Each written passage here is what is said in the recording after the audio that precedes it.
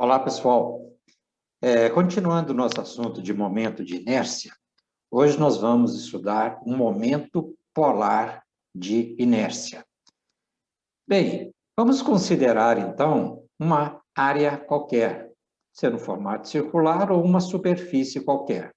Então, nós temos aqui o plano XY e tomamos um pequeno elemento de área dA, que está distante do eixo polar, de R. Então, aqui nós temos o eixo X, o eixo Y. Imagine agora um eixo que saia perpendicularmente aqui da origem. Poderia ser o eixo Z. A distância do eixo X, deste elemento, é um Y.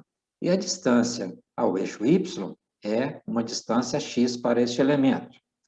Por definição, o momento polar de inércia, nós vamos chamar de J0, é dJ0, porque é um pequeno elemento de área dA, que é igual à distância elevada ao quadrado dA, como definimos também o momento de inércia em relação ao eixo X e em relação ao eixo Y, que era a distância y ao quadrado dA, uma distância x ao quadrado dA. Vejam que r ao quadrado é y ao quadrado mais x ao quadrado. Então, x ao quadrado mais y ao quadrado dA. Logo, podemos escrever que dJ0 é x ao quadrado dA mais y ao quadrado dA. Mas x ao quadrado dA e y ao quadrado dA nós já conhecemos. Este é o momento de inércia em relação ao eixo x, em relação ao eixo y, e esse aqui é o momento de inércia em relação ao eixo x.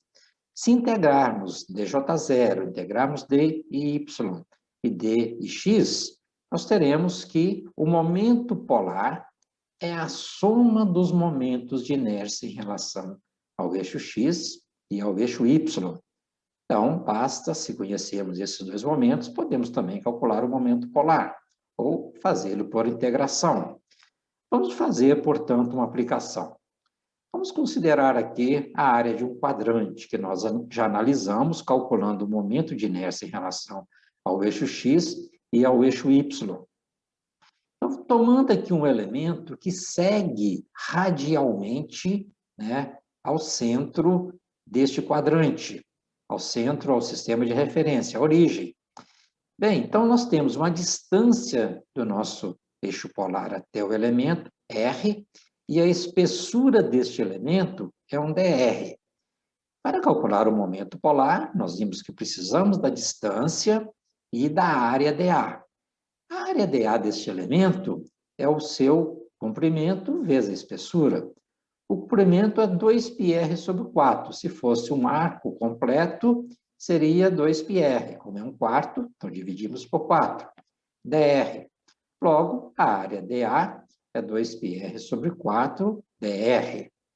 Aplicando, então, a equação do momento polar. Podemos chamar, inclusive, de Z. Né? E Z, o eixo que sai perpendicularmente aqui, é igual ao I polar, que é igual à integral de R2dA, por definição, né?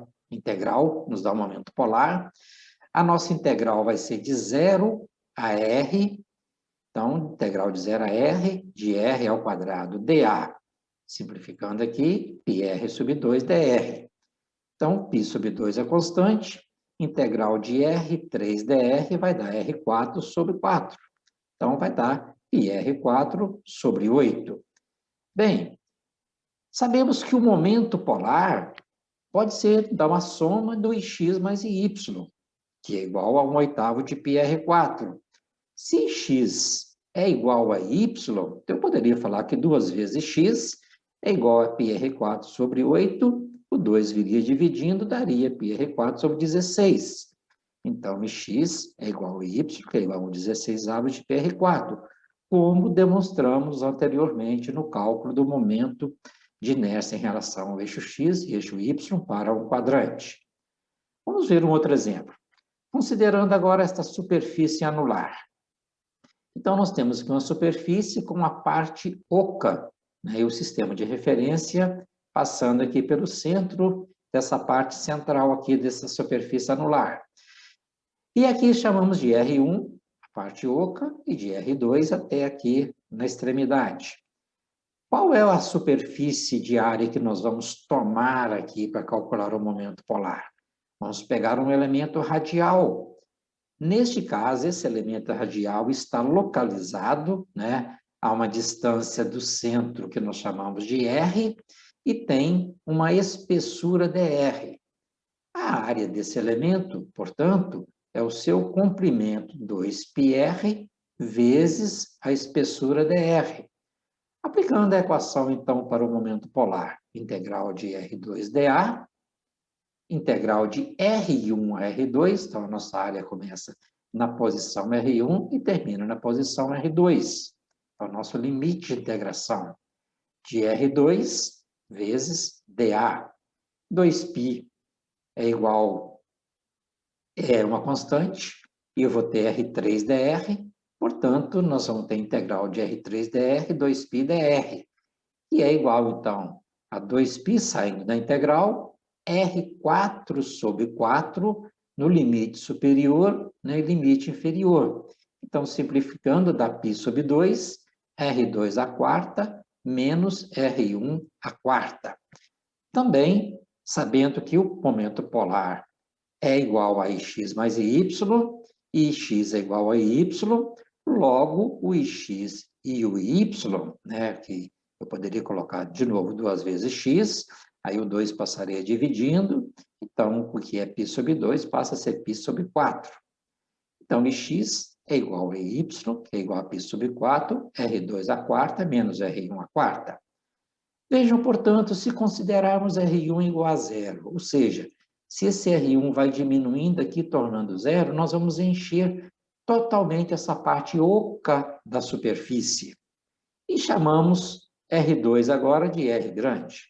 Logo, nós poderemos, então, zerar esse valor, R2 passa a ser R, e teremos que x é igual a y, que é 1/4 de πr4, que nós também demonstramos anteriormente, que o momento de inércia em relação a x e y para uma superfície circular totalmente cheia, né, é 1/4 de πr4. E vimos que para um quadrante é 4 vezes menor, porque a área é 4 vezes menor, 1/16 de πr4. Bem, então é isso que queria mostrar para vocês, nessa definição de momento polar de inércia, e fizemos 2 aplicações bem simples. Um abraço e até nosso próximo vídeo.